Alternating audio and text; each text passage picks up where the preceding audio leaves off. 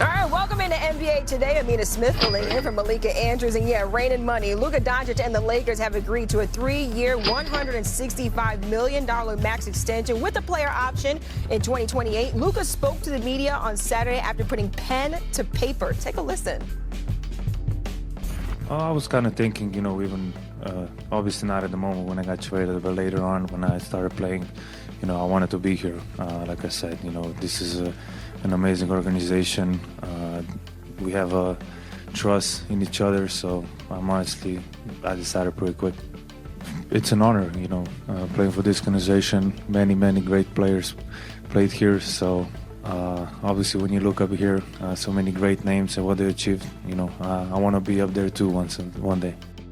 Let's welcome in our senior insider, Shams Charania. And Shams, how did Luka and the Lakers come to an agreement on the first day he was eligible to sign that max extension? I mean, it starts with Luka Doncic himself committing and finishing really this coronation of him as a franchise player for the Los Angeles Lakers moving forward 6 months to the day that he was traded in arguably the most stunning sports deal ever. And listen, Lakers general manager Rob Pelinka, Luka Doncic's agent Bill Duffy, they've met and spoke on Saturday morning, but this is a pretty quick negotiation. It's been emotional last half year for Luka Doncic ever since that trade to the Lakers from Dallas. And what we've seen from Jeannie Buss, Rob Pelinka, then Mark Walter, the new owner there in LA, is building that relationship with Luka Doncic and his inner circle, a close rapport there. And he could have been a free agent next summer, but he commits to this 3-year, $165 million deal. And the question is, why the 3 years? And it's because this summer, he was in line for a $345 million Supermax deal if he was still a Dallas Maverick. Obviously, he was traded to the Lakers, and by getting that player option in 2028, he's going to have 10 years of service. He'll be able to opt out and be eligible for a 5-year, $417 million deal when he'll be able to recoup all the money that he lost by virtue of missing that Supermax. So some business sense, but there was going to be some level of commitment with Luka Doncic at some point this offseason.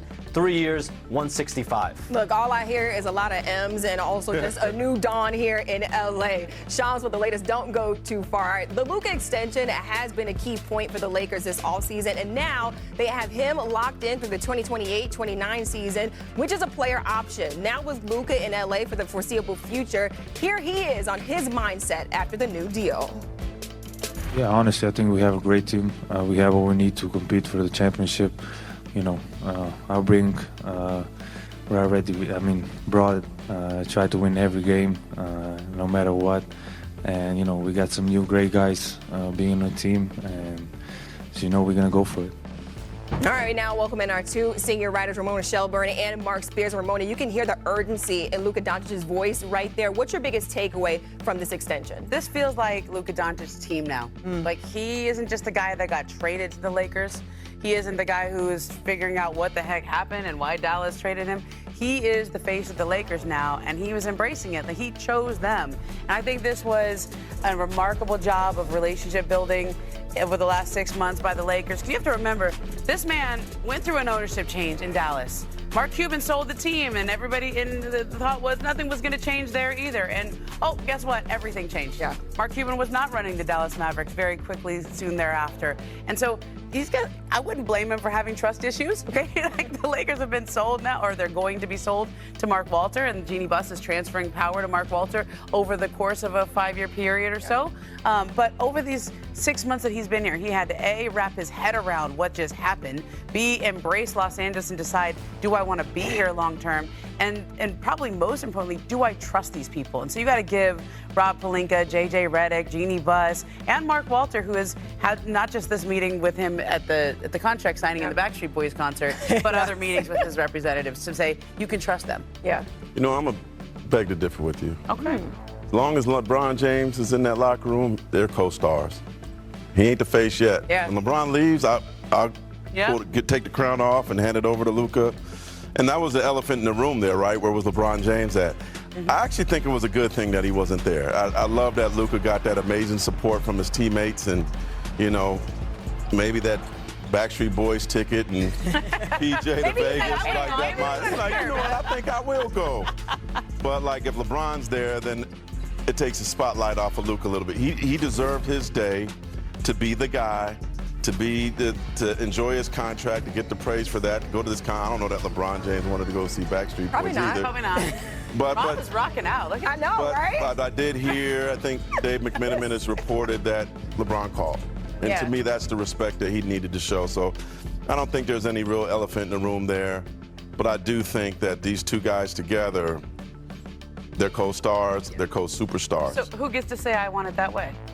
You see? I see what you did there. Yeah, I know. I feel like Mark doesn't know the lyrics of Fine Right. I can sing the lyrics. I mean, I think, tell me why. Is that the song? Wow, we got you singing. That's like too? the only song that I That's know. it. That's all he knows. When LeBron James, Yeah. if LeBron wanted to be there, he would be there. I have been to many Laker press conferences where He wasn't at his son's first preseason game. Okay, He but was when- with Bad Bunny in Puerto Rico. Now, Bad Bunny, though. You remember when Yeah. Frank Vogel was hired? It was after the summer where Magic had But quit. why? And they But tried why was to, he there?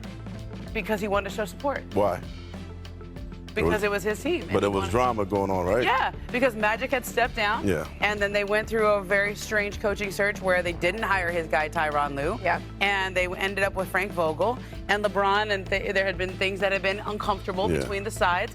And LeBron very clearly showed up, and he was wearing like a neon pink hat at that Okay, press make conference. sure you Like, hey, saw by him. the way, I'm here. Yeah. And I'm showing my But support. with his drama with the team right now, I think it would have taken away from Luka's press conference if he was there. Yeah, you're probably right. I think he made the right decision. I feel like you win and you lose in both situations. he It doesn't- can't- you yeah, lose and lose because in of both who he is, situations. right? Yeah, because of who LeBron is, it doesn't even matter. If he Yeah. shows up, it could be a bad thing because he's trying to, take the spotlight. Or if he doesn't show up, Yeah. it's a bad thing now because now you're not supporting Luka Doncic. So I guess it's a lose-lose situation. But the fact for that he LeBron James called- either way.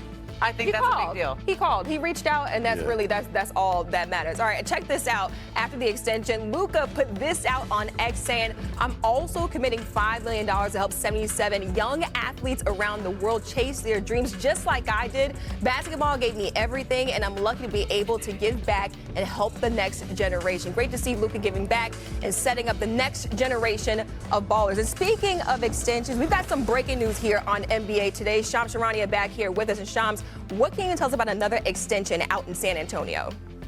I mean, a Spurs star, De'Aaron Fox, has reached agreement on a 4-year, $229 million max contract extension with the Spurs. That keeps him in San Antonio through the 2029-30 NBA season. This is a signing that'll occur later on Monday. And De'Aaron Fox and his rep, Rich Paul, navigated a trade, his preferred destination, the only place he wanted to be, San Antonio. Back in February, he wanted to be a Spur. He got there, he got his wish, and now months later, he gets the full max contract. And this is after the Spurs already drafted Dylan Harper, have the reigning Rookie of the Year as well, and Stephon Castle. That backcourt is loaded, so now he's gonna have no state taxes as well with this extension compared to his old California residence. But for Stop De'Aaron hating on Fox, Cali. him, Stop hating on Victor Cali, man. Wembanyama, him and Victor taxes in Wembanyama Chicago. have developed a very close relationship.